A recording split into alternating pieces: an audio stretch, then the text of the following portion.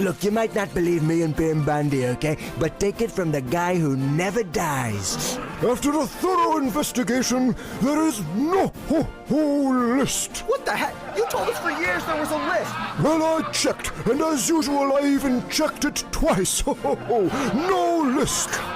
Look, Nick here, he knows a lot, okay? He knows if you're sleeping, if you're awake. He probably knows which radical communist killed JFK at Ford's Theater, okay? So when he says there's no list... Wait, so there's not even a good list? Well, I mean... Nobody on the list is good. I know these people. Wait, so there is a list? Perpetuating unfounded theories about lists is not helpful. I mean, that is your whole business model, to be honest. Oh, look who's talking. Sir, point-blank question. Is President Trump on any of these lists? Nobody's on a list which does not exist. I can't believe this. Even Elmo said it exists. Elmo! Oh, my child, I know it's hard, but you must find it within yourself to believe In magic. in the magic of a list Which does not exist.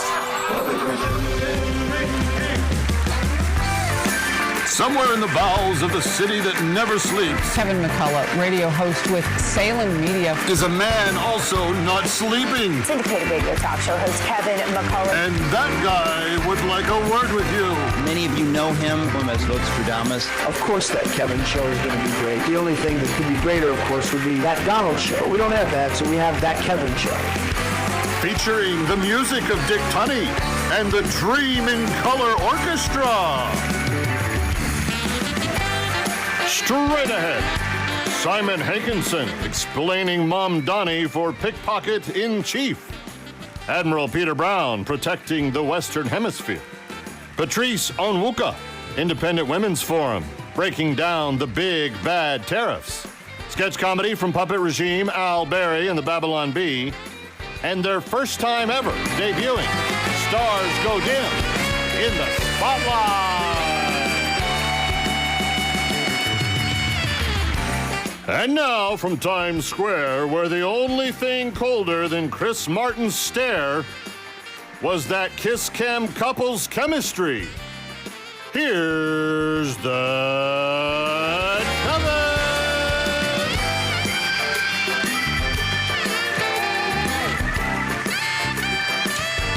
All right, happy weekend to you, friends. So glad to be with you. Yeah, you talk about somebody who stepped in it.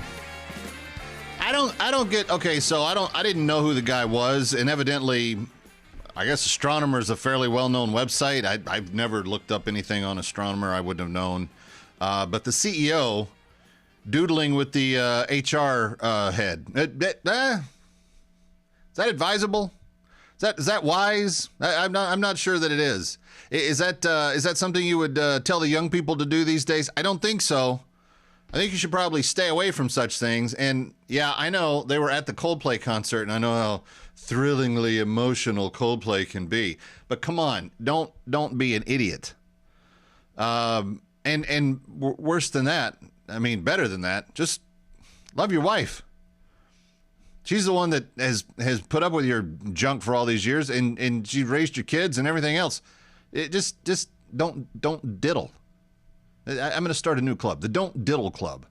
It'll save families. The Don't Diddle Club, coming to a theater near you very, very soon. Speaking of things coming, got this in the mail this week. You see this? How handsome is this cap right here? What does that say there? Yes, Mr. Pipes, go ahead. You can. Thank you. Yes, and it's put out by my friends at Prairie Operating Company. You may see them. They're one of the great new sponsors that we have here at That Kevin Show. And the reason that it's so important, if you're in California right now and you're hearing or seeing this, you know in your heart of hearts that your summer is a dreadful slog right now because you don't have the energy that you need. You don't have the air conditioning. You don't have a lot of the fancier options that people would be able to give you because your governor has said we're going to become a green-only state by 2030. And nobody wants that. If you were listening to Jen and Greg on the Morning Answer on Friday in Los Angeles, they laid out this whole thing about how fossil fuels aren't the enemy. And that's what we believe at this show. Fossil fuels are the heroes. They are not the enemy. They are not the villains. They are our friends, and they are responsible for my air conditioning in my studio that's keeping me comfortable right now. They are responsible for the lovely, comfortable drive that I have in my car. They take my kids to their everything that they need. Without fossil fuels, we would not be able to get along. My cell phone is made of components that we wouldn't have without fossil fuels.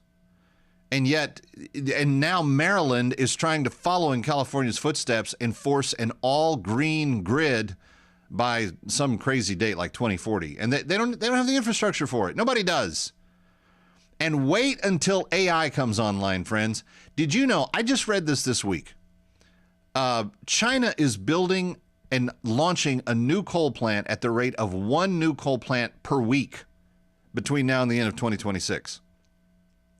That's going to be over 100 new coal plants that they're going to be putting up. And do you know why primarily they are building those? To power their AI systems. It takes basically more energy than an entire town of 100 families to just train one AI model to operate. Just to train it to operate, it takes that much. Not to continually operate it into the future indefinitely, which is what AI is going to do. So, friends, there's no way that we can't have fossil fuels being part of the equation. And for all of these people like Alexandria Ocasio-Cortez that wants to shoot people like me just because I say we need all forms of energy, just because she's out there doesn't mean we have to listen to her. And that's why I want you to go to oilfacts.com and sign up for the newsletter and get smart. These facts lay it out unlike anywhere else that I've ever seen it explained. Oilfacts.com. And if you go right now, you're going to get a special report for free on the entire China threat. They're going to beat us in the AI arms race if we don't change our energy supply situation very quickly. Oilfacts.com for that free report. Oilfacts.com. The kiss cam, total embarrassment to the families, to the couple involved there. And you know who I really feel sorry for? The children. And I was thinking about this as someone who has daughter and sons, and if I put them in the situation where they suddenly, their dad was super famous overnight because I had been diddling with someone that was not their mom, the devastation that would bring to their little innocent hearts and lives. How can you do that? How can you do that to your kids? Come on, guys. We're better than that. We can be, and we should be better than that. The men of our culture need to take a stand, and we don't take a stand by, screaming at other people. We take the stand by living our lives right. Love your wife. Be with your kids. I'm looking forward to a bucket list trip that we're going to take soon with the kiddos. We're going to take them to Italy. And I just want it to be the best thing that they've ever gone through. And I want to come back with a ton of memories that we as a family made together. I don't know. Maybe I'm just getting old. Maybe I'm getting sappy and, emotional in all of this. But that's what I want out of my life. I want my kids to have a legacy that they knew that their dad loved them, that they knew that their dad loved their mom, and that at the end of the day, their lives were made better because of all of that. Speaking of something that would make everything a little bit better, there's going to be a lot of humor on today's show about Jeffrey Epstein's list. Is there a list? I don't know if there's a list. I know that at one point in time, there was a lot of discussion about someone having a list and that list needing to be made public, and I was all for that. And I don't know what happened to this list. I don't know if it was done away with. I don't know. I don't know what happened to the list. But what I do know, what I do understand about the time in which we're living, there needs to be more transparency. Now, on Friday, the president instructed A.G. Bondi to open up the grand jury transcripts and make those available. If that gets us closer to understanding what would have been on quote-unquote list, I don't know. But I think after they do that, here's what I think they should do next. I think they should make the transcripts available, and then I think they should just do a real simple press conference, a very simple East Wing press conference, and have Kash Patel up there, have Dan Bongino up there, have Pam Bondi up there, have President Trump up there, and just take question after question after question. The thing about this president is he's very, very good at answering questions, and he will answer questions nobody else will even consider taking. He'll give answers to them. And I think that's what you have to do. For a couple of hours, just let people pound away with the questions. And if you don't know the answers, you say, guys, we don't have the information that gives us the answer to that. But I think by doing something along those lines, you would remove the ability for anybody else to say that there's any kind of cover-up or interference or anything else being run. That's not what this president's ever been about. Mr. Trump has been the transparency president. And I think that doing something like that after the transcripts come out would go a long way to cementing that legacy. All right, stars go dim are in the house. New music spotlight today. Come right back.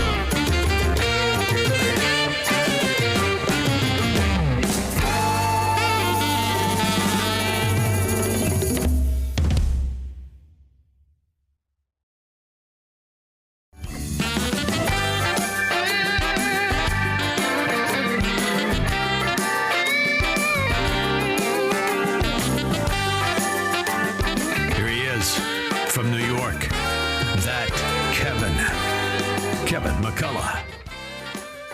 Welcome back to Times Square. It's That Kevin Show, thatkevinshow.com. Glad to have you with us, and very glad to be able to talk through some of the biggest issues of the day. If you've been reading me at townhall.com over the last number of days, I've just been merciless on the issue that I think is one of the most important domestic political issues that we will have ever faced as a country. And yet I feel like we are on the verge of just blowing it big time. I'm talking about the mayor's race in New York City and what electing a Marxist Islamist radical would mean for the nation's largest city. Not only that, the city that had 9/11 happen to it only a few short years ago. Simon Hankinson is back with us from the Heritage Foundation. Simon, you're very well informed on all these kind of municipal issues and some of the inner workings of domestic politics here in America. The mayoralty of New York City has impact in a lot of ways on an outsized proportion of the culture, given that this is the media capital of the world. This is the tourist capital of the world. This is the economic capital of the world. And in some ways is just the capital of the world. And yet we're on the verge of seeing someone who is leading in the polls by a commanding lead at present be elected, who is fair to be described as a Marxist, as an anti-Semite, as an Islamist, and as someone who's embraced very radical ideas like globalize the Intifada and others. What are your thoughts as you're seeing the mayor's race in New York City kind of come to form this year? Well, I guess my first thought is I've seen this before. New York City goes through these periodic cycles and reinvents itself. When I was a kid, you went to Times Square, it was porno theaters, it was hobos, it was trash, crime was high, the murder rate was, I don't know, close to 1,000 a year. The city was in rough shape. Debt problems. We all remember Gerald Ford, the famous headline, Ford to New York, drop dead. And then they pulled it around. You had a new mayor. You had a new theory that if you take care of the little stuff like turnstile jumping and broken windows and people peeing on walls, then it takes care of the bigger stuff. And New York turned it around. Times Square turned into kind of a Disneyland for foreign tourists. And now I think we're going to watch people who forgot that experiment try something new and realize that it's going to fail. Rent control is the worst way to destroy a city other than a nuclear weapon, according to one Swedish economist. But let me pause you on even your analysis of that, given that when you were a kid and Times Square was a sewer, you didn't have someone who aligned themselves with the radical destruction of America and our best ally. And in Zoran Mondani, we have someone who is more, I would say, terrorist friendly than anybody that's ever run for the office. Yeah, that part is new. I mean, New York has always had a reputation and a reality of a very large, politically active Jewish population. And that was such an important the largest Jewish city on planet Earth. Yeah, I believe it is, and you can't win. You couldn't win an election in New York politics, without at least catering to that bloc. Not that they all vote the same way or think the same way, but being an anti-Semite and being against the existence of a Jewish state in the Middle East was definitely not a ticket to electoral victory. But because of the mechanics of New York's electoral system, it's effectively a one-party state. If you win the Democratic primary, your chances of winning the election are really high. So that is a completely new thing to me. Nobody could have dreamt of saying the sorts of things that this guy said on the record. And of course, with the internet, nothing dies. 40 years ago and come close to getting to the mayoralty of New York. And even when doing confronted with it, he doubles down and says, "No, that's exactly what I meant." I mean, this is a new, brave new arena of boldness in terms of what I really consider to be an evil version of politics. And here's the problem: you have Mandami, who with 50,000 volunteers, and how he recruited those, I have no idea, but he's got a ground force the likes of which a presidential campaign would be envious of. And then you've got these two also rans, the current mayor, who's polling in some polls fourth right now behind the Republican, and the former governor who's disgraced and is trying to make a comeback. Neither of them have the party's imprimatur, and neither of them appear to have the ground game. So will New York become the first city similar to the UK in terms of an Islamist radical coming to power? I think it's a better than even chance. If you look at the electoral math, he's still polling in the upper 30s, I think. And as you say, the other candidates are weak. They're weakened by scandals. In Cuomo's case, a sex scandal, the nursing home scandal during COVID, where he moved all those vulnerable old people along with COVID patients. And, he made some strategic mistakes there and some tactical mistakes. And in any other world, he would have been dead in politics. But, when there's nobody else up there, as the French say, faute de mieux. And then Mayor Adams, again, he's underwater with scandals. He's unpopular with the left because he's not a sanctuary city mayor the way they want him to be, like Brandon Johnson.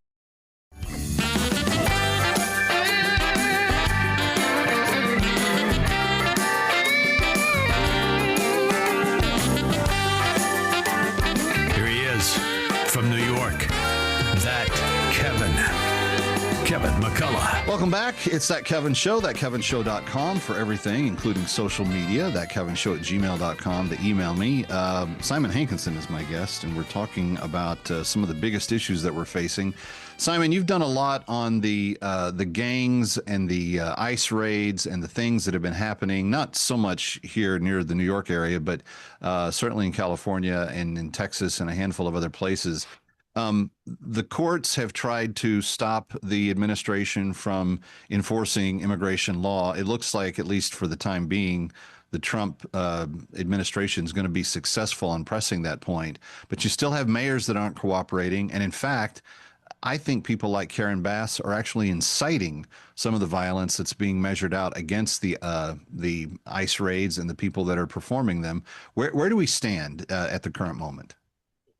Well, we are polarized as never before on this issue, and we stand at a point where on one half of the country, we believe in enforcing the rule of law and enforcing immigration law until Congress changes it.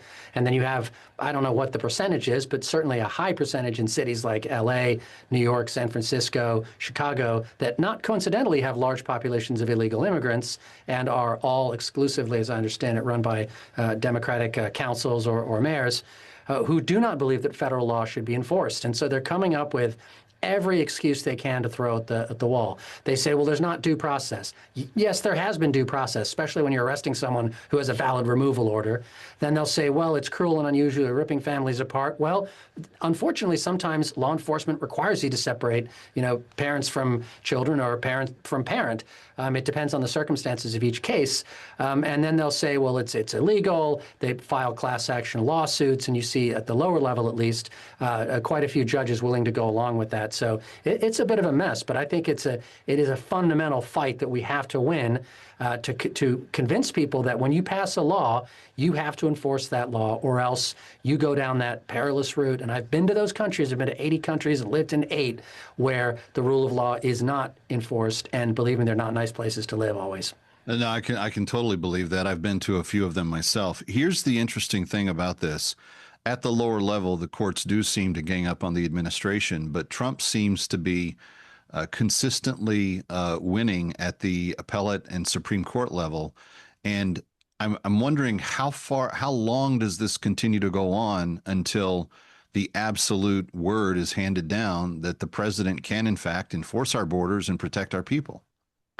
Yeah, I think it's going to be different with each case. You know, there are multiple cases going at the same time. There have been more injunctions, class-wide injunctions against Trump than any other president in U.S. history. And there are more lawsuits in play than I ever remember seeing in any presidential administration. So he's going to win a few, he's going to lose a few. He might lose the Alien Enemies Act case. He might lose on a particular manner of deporting a particular group of people.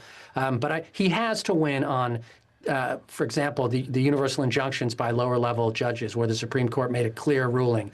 And he has to win on the executive being allowed to do what the Constitution says it can do. You can vote a president in and vote him out, but once he's there, he's the commander-in-chief, he controls the executive branch. So that's what, the very least, I want to see, and where I want to see the Supreme Court do its job and just enforce the law and read the Constitution.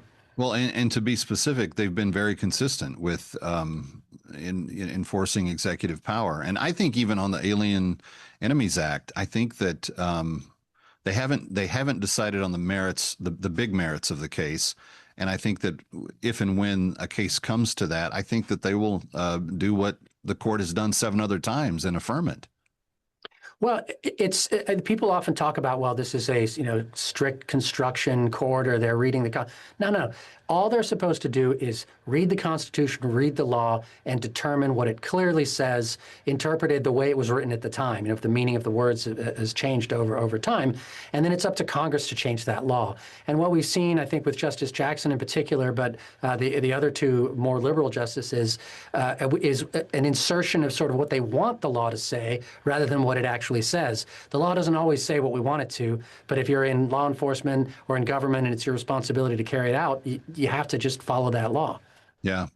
Ketanji Brown Jackson has been particularly problematic in recent weeks, even being chastised by fellow Democratic appointees on the court. It's kind of a new measure of just how far afield a Supreme Court justice can, in fact, end up being.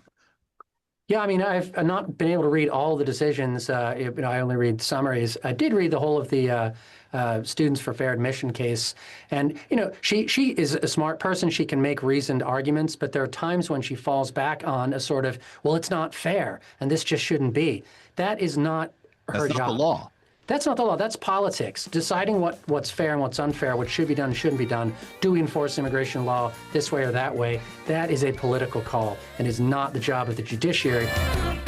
Stick around for more of That Kevin. Next, That Kevin Show with Kevin McCullough.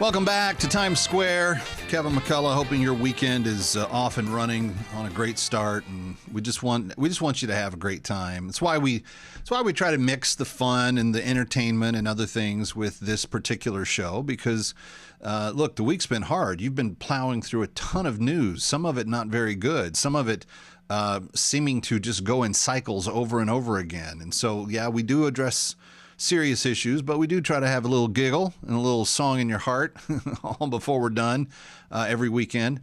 One other thing that I've asked you to do over the years, and that is to help us free and liberate human beings who are actually enslaved and have been for about 15 years.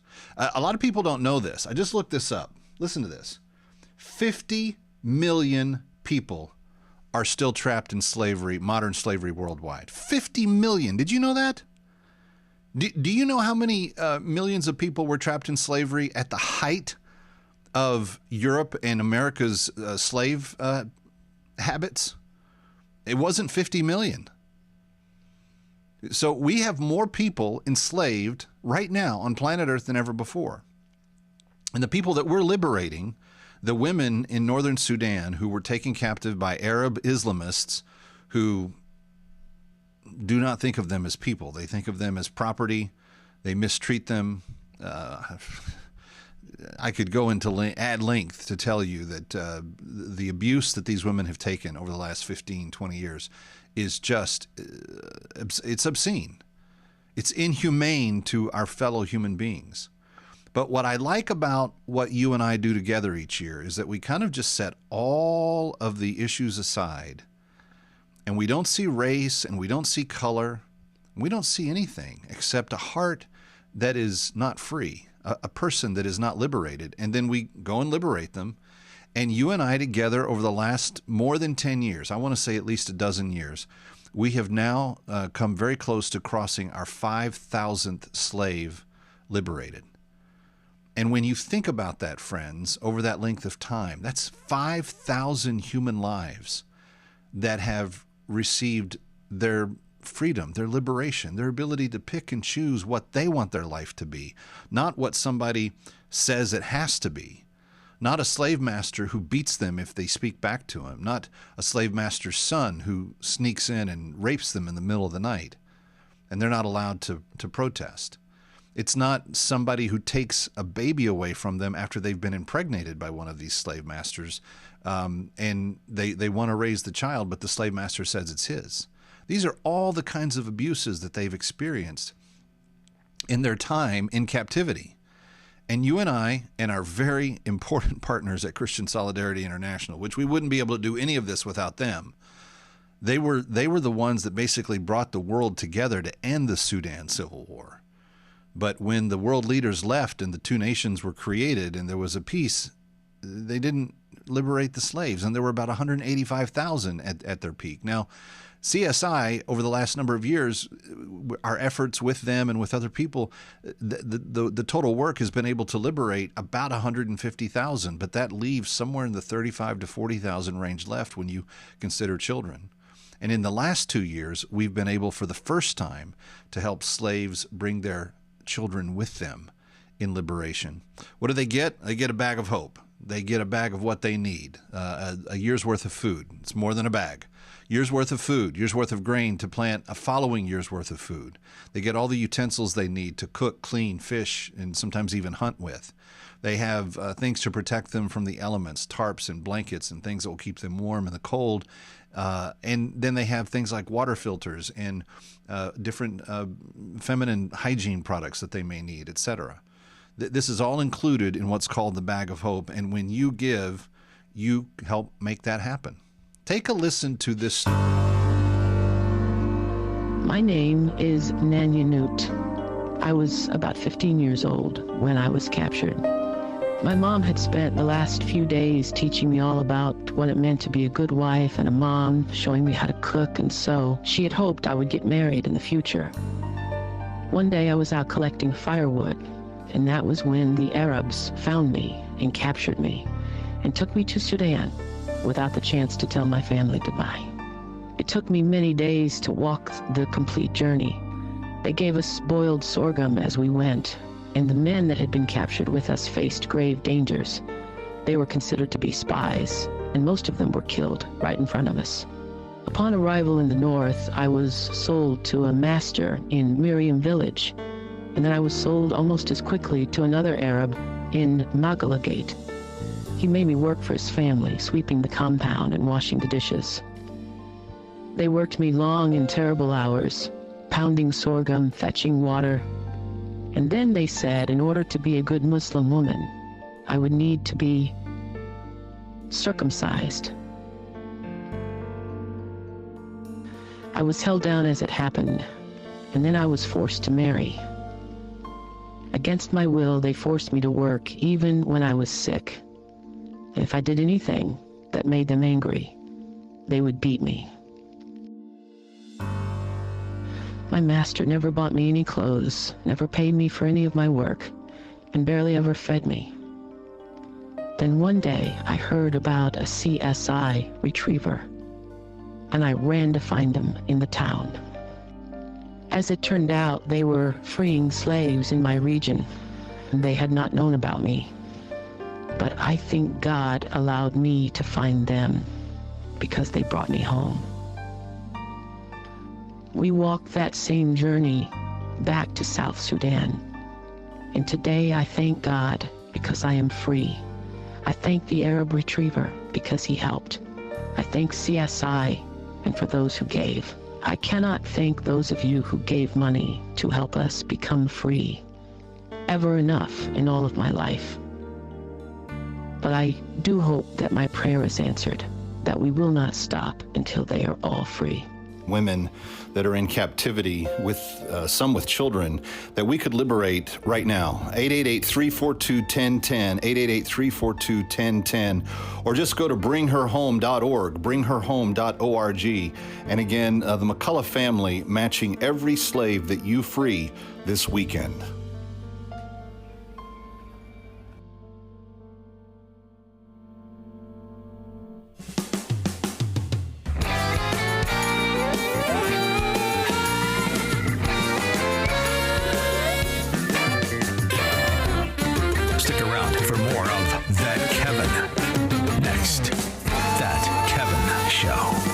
Kevin McCullough.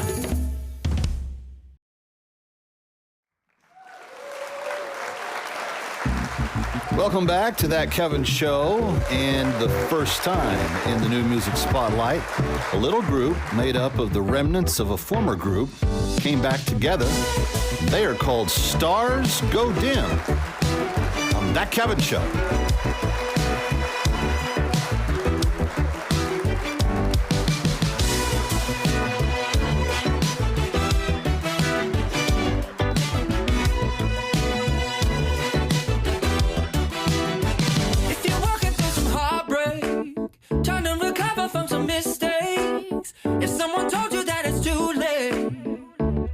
I want you to know that you're not alone. It can be so hard to dry the tears and put it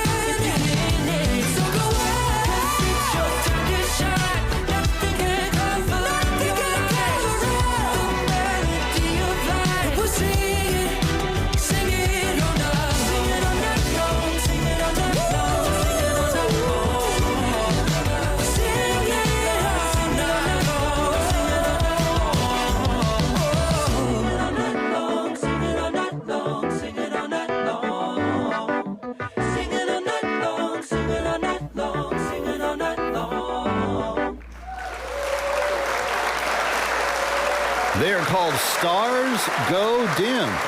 And first time this week on the New Music Spotlight. Looking forward to having them back at the end of the show in hour number 2.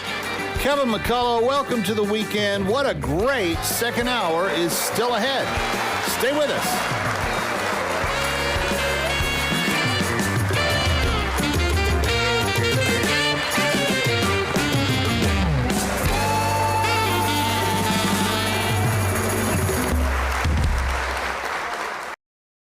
The Epstein files are literally on my desk right now, and I'm about to review them to make sure they're all here so I can release some of them. Just make sure you have all the files before releasing them. Otherwise, this will just seem like a huge publicity stunt. Well, it's too late for that. I already gave some of the files to the influencers, and now they're with the photographer. Now be quiet while I open the files.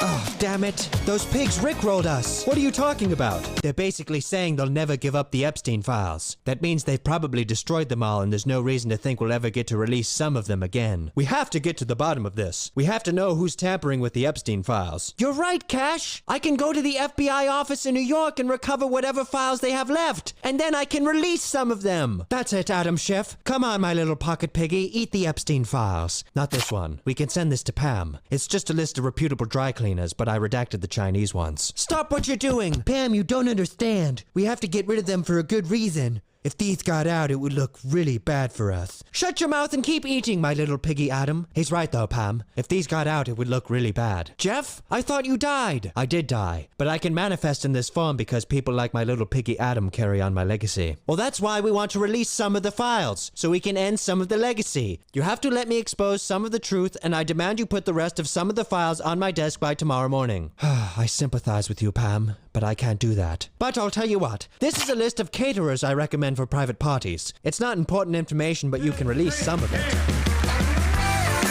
Somewhere in the bowels of the city that never sleeps, Kevin McCullough, radio host with Salem Media, is a man also not sleeping. Syndicated radio talk show host Kevin McCullough. And that guy would like a word with you. Many of you know him as Nostradamus. Of course that Kevin show is going to be great. The only thing that could be greater, of course, would be that Donald show. We don't have that, so we have that Kevin show. Featuring the music of Dick Tunney and the Dream in Color Orchestra.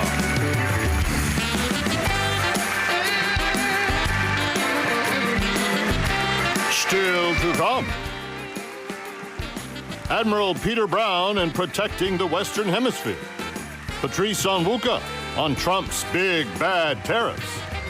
Sketch comedy from Al Berry and the Babylon Bee. And its Stars Go Dim as they return to the Spotlight.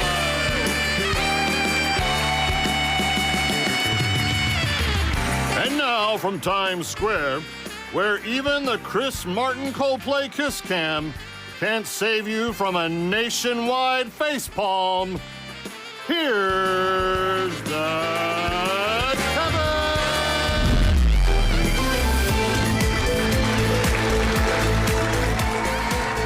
For a Simon Desk weekend, I'm Kevin McCullough.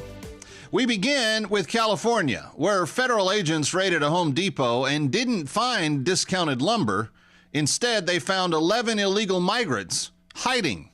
One of them had been arrested 67 times. 67. At that point, forget bail. You just get a punch card. Book 10 stays, get your 11th for free.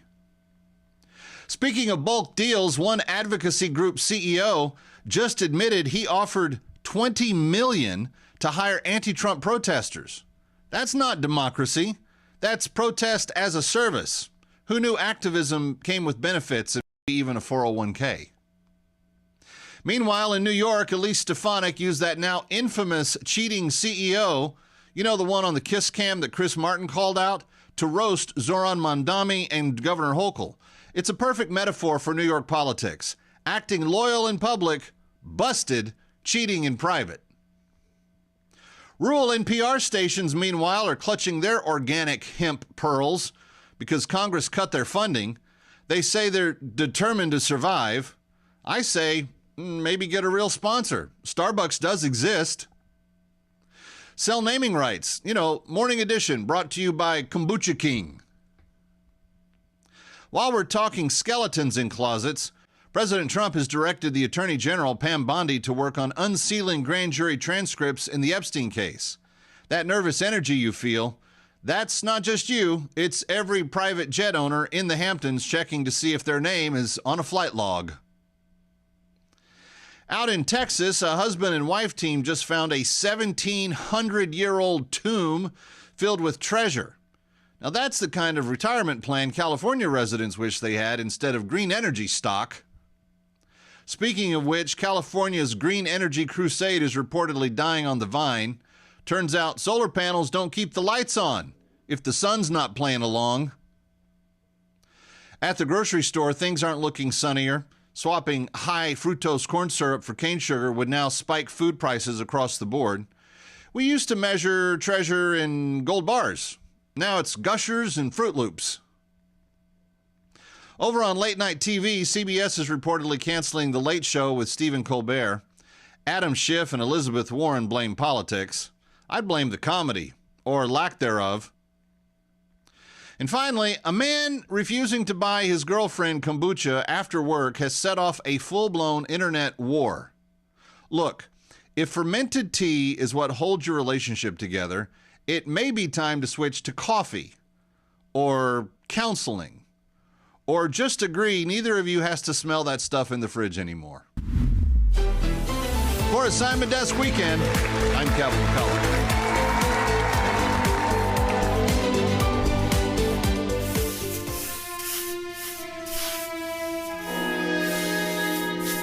Sehr gut. Sehr gut. I'm a time traveler from the year 2025, and I've come here to kill you, Hitler.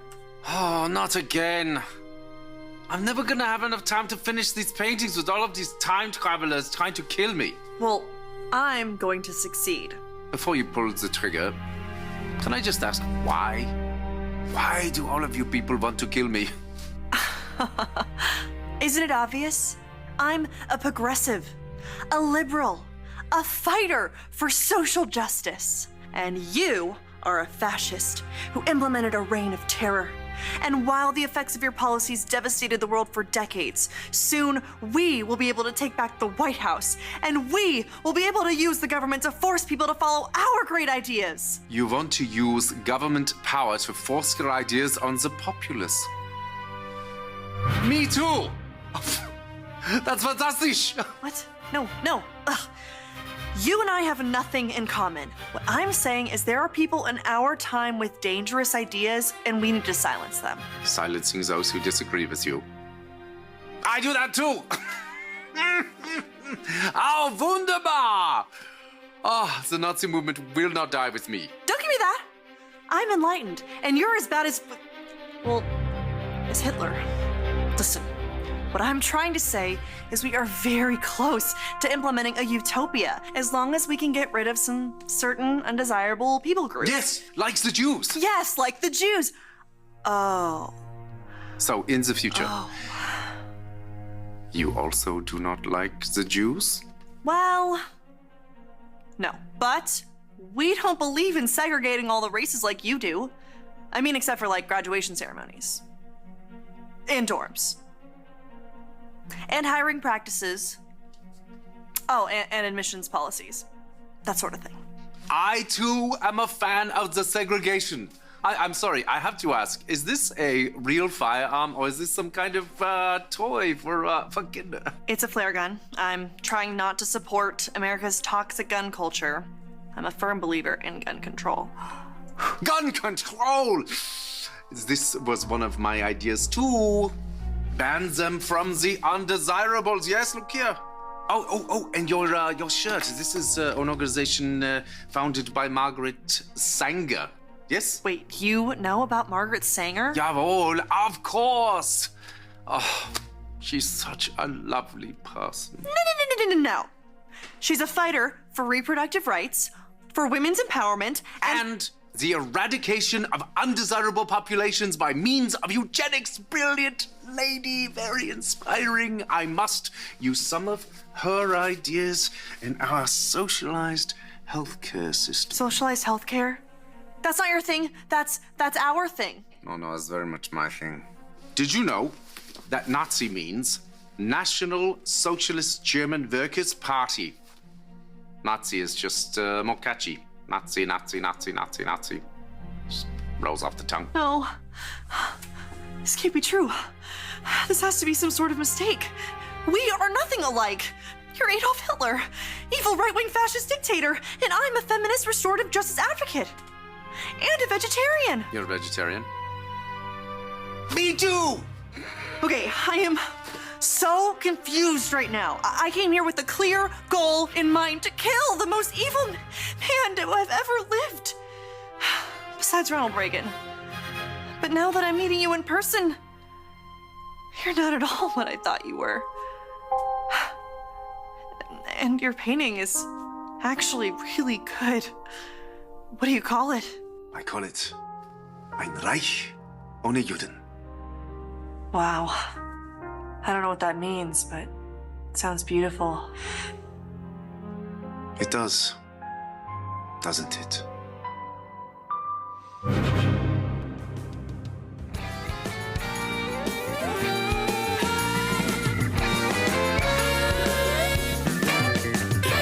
Ready or not, we'll be right back. That Kevin.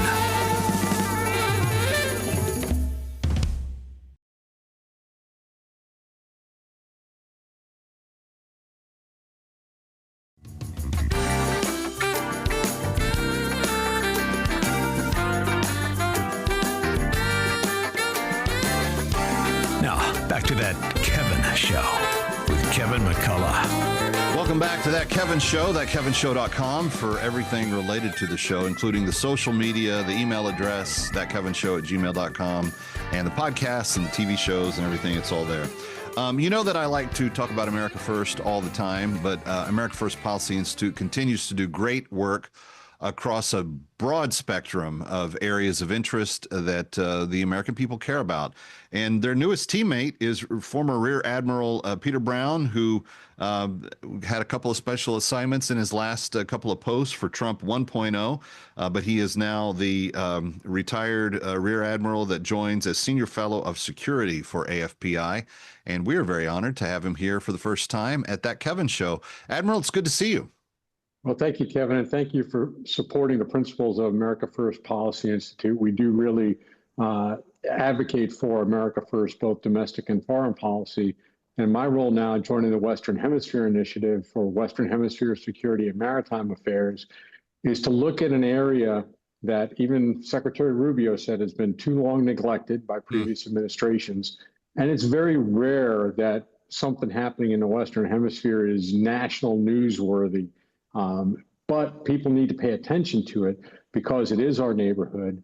The relationships with the countries of the Western Hemisphere, every one of them is the most important foreign relationship to that country, even if they may not be the most important to us. So, for example, Colombia's most important foreign relationship is with the United States. Costa Rica's most important foreign relationship with the United States. Just like I might say, I do a lot of business with Costco. Costco doesn't do a lot of business with me, right? From a proportion standpoint, these relationships are very, very important. And we've really struggled over the past several administrations with giving the proper attention and respect to those relationships that they merit. For example, we haven't had an accredited ambassador in the Bahamas in over a decade. And it's seen both as a sign of disrespect to the country, but it's also seen as a vacuum by other countries like China, who want to exert influence in our hemisphere, and they do so in a variety of ways. Why have past presidents not felt it was more important? Because your explanation of it makes total sense. And by the way, if you need a volunteer for the ambassador's job in the Bahamas, where do I fill out my application? You'd have to run through a very large man named Herschel Walker. Okay, yeah, well, he's doing a pretty good job right now, I guess. No, but I want to get to this because you bring up a very, very valid point. Almost none of the countries in our hemisphere are all that important to us, Canada and Mexico being the most. But when you think about where we always spend our focus, media and discussions otherwise, it's always China, it's always North Korea, it's Iran, it's Russia, it's Ukraine, it's Israel, it's, all the stuff that's going on outside of our hemisphere. And China is more than willing to exploit our hemisphere, our backyard, our backyard neighbor, to advance their objectives. Yeah, and China does so, and they do it in part because within the United States for a long time, we've just perceived that everything is okay in the Western Hemisphere. We can travel relatively easily. There are very rarely are there shooting wars. Colombia with the FARC and the ELN would be the most prominent recently. But it's a little bit of neglect. I used to, as a military officer, I would train officers that anybody can recognize when something is going wrong. There's a fire, there's an explosion, there's something else. I need you to recognize when something is not quite right before it becomes an emergency. And we just haven't been paying that level of attention to the Western Hemisphere. Thankfully, Secretary Rubio, very first trip was there. One of his very first op-eds and speeches was about how we are no longer going to neglect the Western Hemisphere. It is important. We're not only going to exert American leadership in the Western Hemisphere, but we want to have hemispheric security, right? What's good for Colombia is ultimately good for the United States. Right. What's good for the Bahamas is good for the United States and vice versa. And so we need to treat these neighbors with respect, recognizing that there's economic, cultural, and familial benefit to us doing that. And also, these countries would frankly rather do business with the United States than with China. There's a prosperity aspect to it as well. These deals that China is making they're really debt trap kind of deals where they'll offer the financing for a major project, knowing that the country, Dominican Republic, Ecuador, Panama, whoever else it is, won't be able to afford to pay back. Yeah. And then they extract the payment in diplomatic favors. We'll take all of your rare earth minerals and we'll enslave half your population to mine them for us. Right. And then you have to vote our way at the UN General Assembly. You have to install the people we want in the World Health Organization and this really speaks to like that. This really speaks to the importance of just what a big difference the outlook of Marco Rubio is as Secretary of State, because he's not your typical State Department appease everyone to make them happy in the room kind of diplomat. He really is coming to that job with and he's not, by the way, he's got a great personality for the job because he's very good with people and he's very kind and very appropriate. Every time you see him, even when he gets really worked up, he doesn't get all that worked up. Like it's like he's very controlled, but he does have that kind of edge that peers into and says, what is America's priority in this and how do we achieve that? Yeah, I think one of the things that Secretary Rubio is helping to reveal is that what the liberal foreign policy establishment of both political parties has been doing for the past 70 or so years is this idea that the rules-based international order was going to protect America's principles and interests. And the fact of the matter is that is not the case. The rules-based international order is being exploited by the rule breakers, right? So you mentioned Russia, China, North Korea, Cuba, and Iran, other proxies, Venezuela. Iran, Venezuela, Nicaragua. So the rules-based international order is being exploited. And what I tell some folks is that rules-based international order is the Maginot Line of the 21st century. Right? We think it's supporting and helping and defending us, but at the same time, our adversaries are studying and exploiting it. And so we need to rebuild the relationships in our own hemisphere that will help make us, Colombia or Costa Rica's best friend, because China would want to be or would want to act like they were. And so it's our job to make our relationships within the hemisphere so good, so strong, so cooperative, and so mutually beneficial that adversaries like China don't get a toehold. Yeah. Admiral Peter Brown, appreciate all of your insights, and so glad that you're now with AFPI, and we will be talking to you, I have a feeling, many times in the days to come to analyze some of the big events going on in our world. But thank you for spending some time with us today. We appreciate it. Thank you, Kevin. They're a great team at AFPI, and I'm looking forward to this opportunity. That's great. Kevin McCullough coming back from Times Square. Don't go away.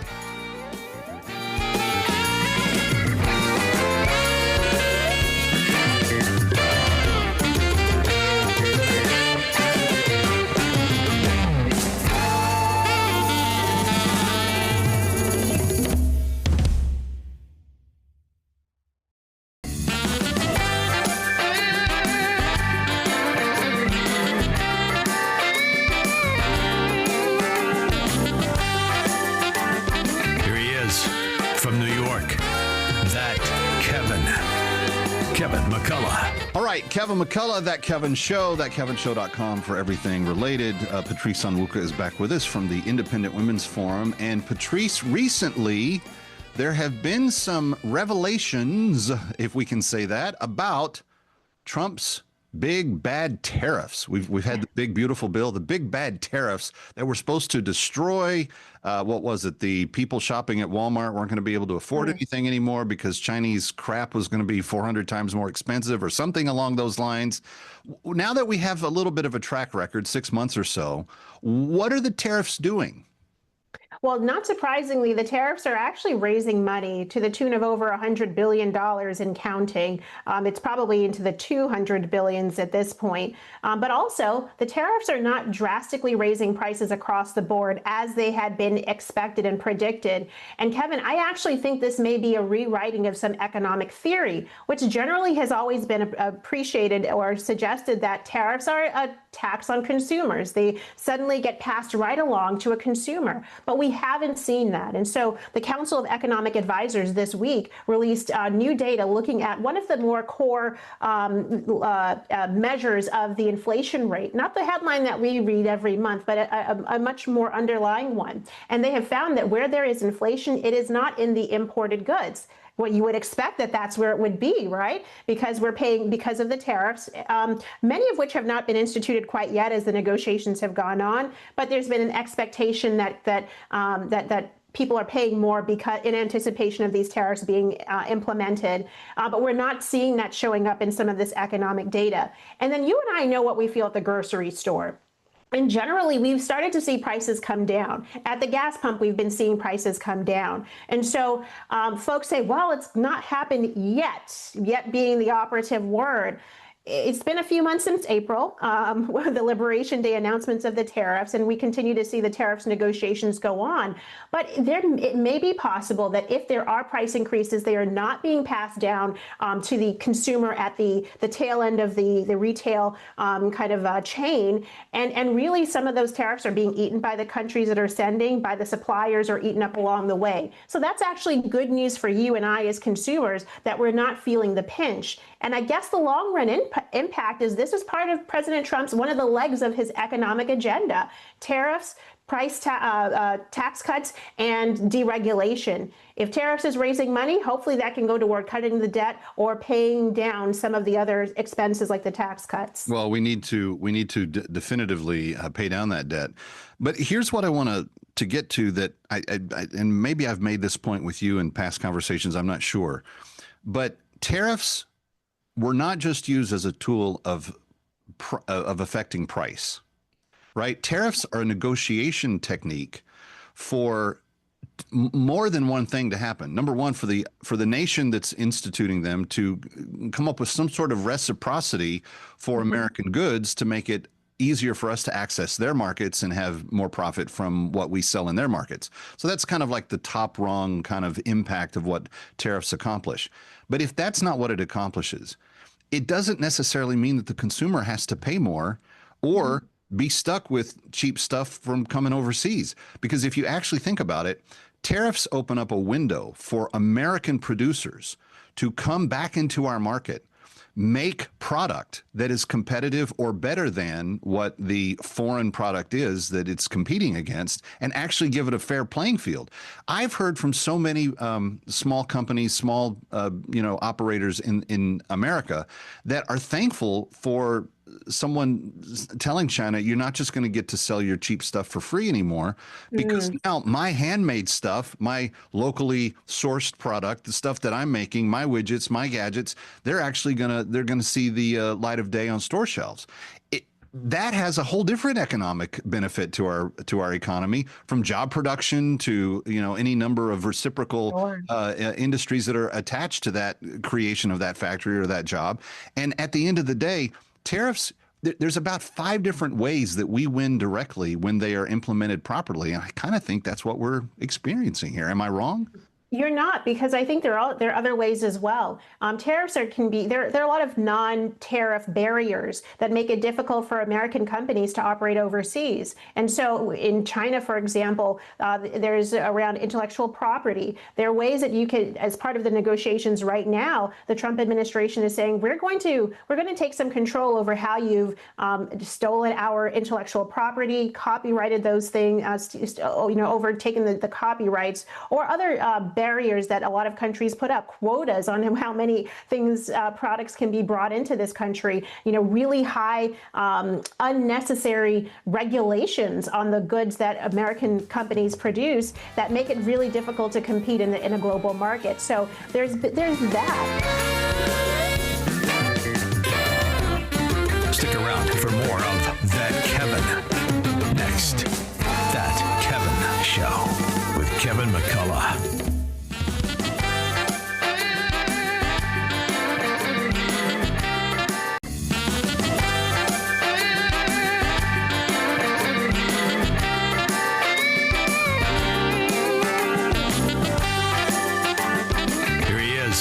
From New York, That Kevin McCullough.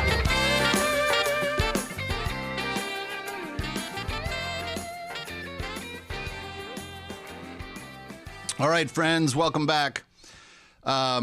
Just a couple of things. Did you know that everything we do is online at thatkevinshow.com?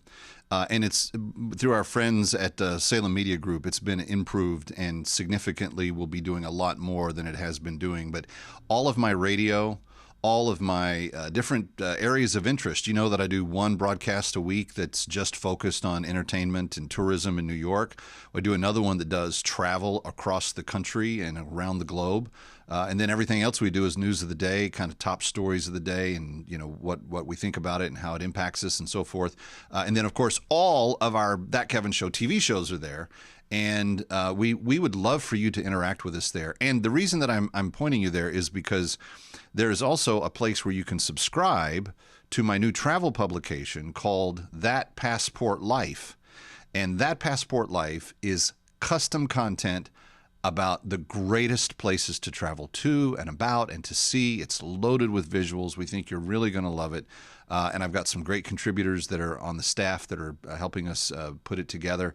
It's a really special publication. I'm really proud of it. And there are more than 500,000 people a week that get it and that are enjoying it, and they're telling their friends. It's an incredible thing, and I hope you can join us. So go to thatkevinshow.com and subscribe to the That Passport Life publication. You can also get my Video Insider email, which is a kind of fun one. It gives you just a little snippet of something kind of tasty on video every day. And I hope you'll check that out as well when you go to thatkevinshow.com. All of it's free. I never put anything behind a paywall. None of the podcasts, none of the highlights, none of the newsletters, nothing. You get everything from us at gratis. We just want to get the information in your hands and hope that it will be of help to you.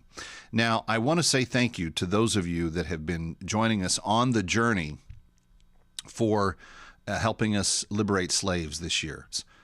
In Sudan, where we've spoken for them. The liberations kind of happen at kind of key junctures throughout the year, and we can't ever tell you the date ahead of time. We can tell you when we've completed one, but we can't tell you ahead of time because we don't want to jeopardize the negotiations and everything else.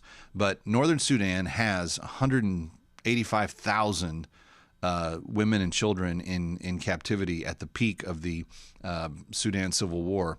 We've gotten that number down now to roughly 35,000, we think, somewhere in that neighborhood, that still remain in slavery. And Christian Solidarity International, my good partners on this, have been the only people that have been speaking up and doing anything about it. Well, having said that, we are trying to liberate another 208 of those human slaves. We know their names, we know they're at, we know how to go and help them not only be free, but then we will resource them. We will give them a year's worth of food. We will give them a year's worth of seed.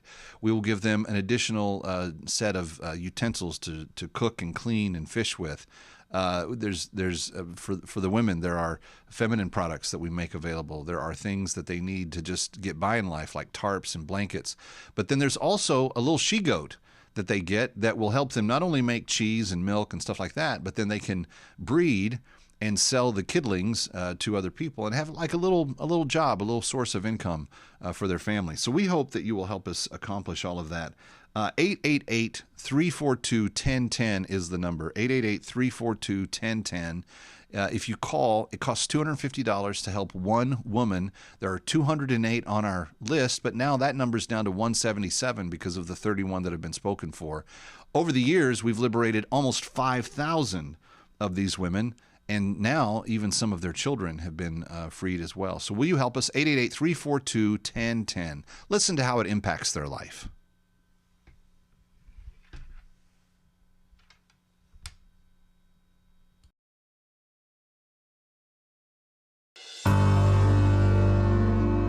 My name is Nanyanut.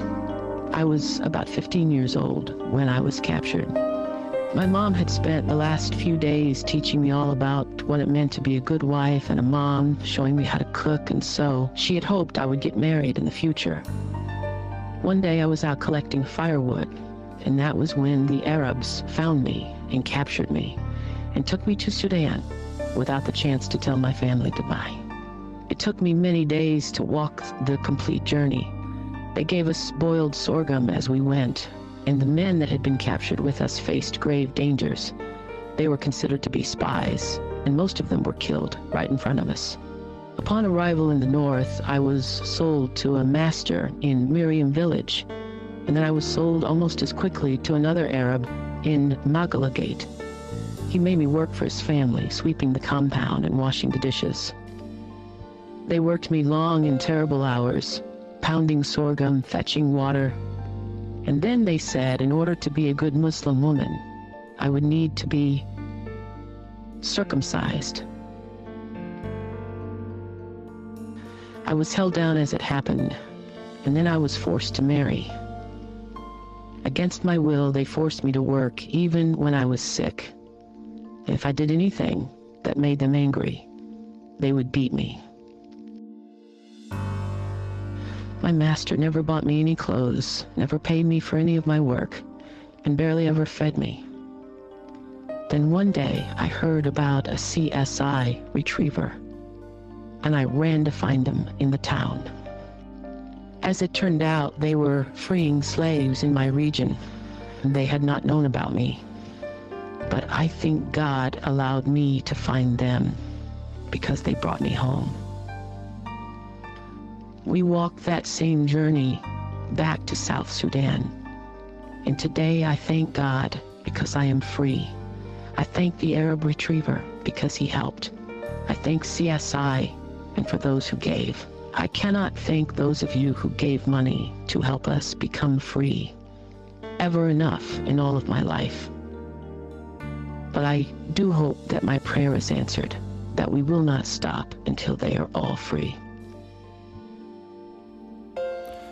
Friends, you've helped us free 31 so far, but there are another 177 women that are in captivity, with some with children, that we could liberate right now. 888-342-1010, 888-342-1010, or just go to bringherhome.org, bringherhome.org.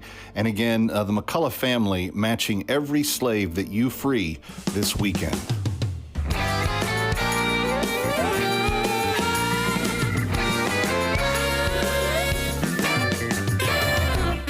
Stick around for more of That Kevin. Next, That Kevin Show with Kevin McCullough.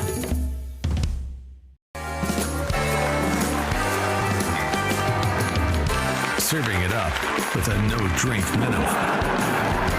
It's That Kevin Show. Ladies and gentlemen, once again, welcome back to That Kevin Show. And once again, stars go dim.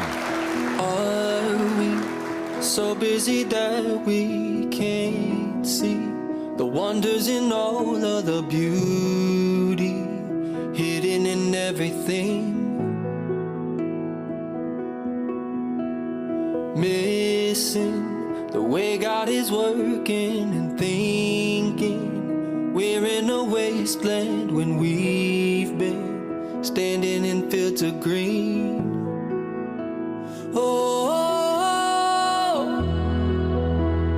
just take a look around. Heaven is on the ground. But if we don't slow down, we'll never notice miracles rising up, growing inside of us.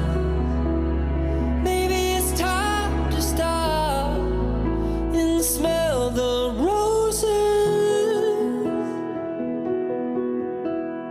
Learning there will be seasons of laughter, there will be days of disaster, but mercy is evergreen.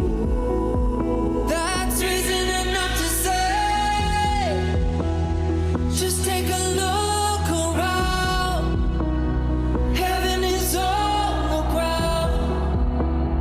But if we don't slow down, we'll never notice miracles rising up, growing inside of us. Maybe it's time to stop and smell the roses.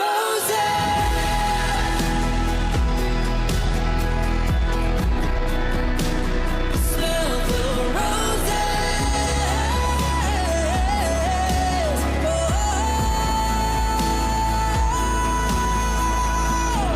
there is beauty everywhere.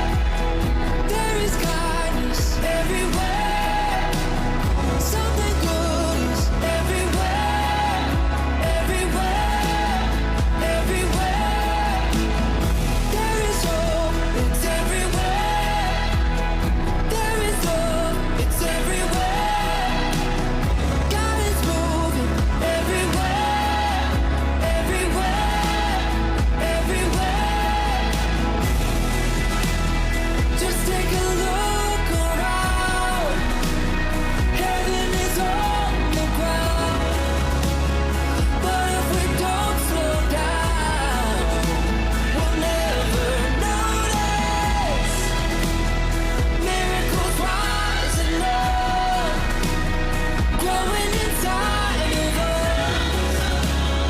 Maybe it's time to stop and smell the roses. Stars Go Dim, the name of that group.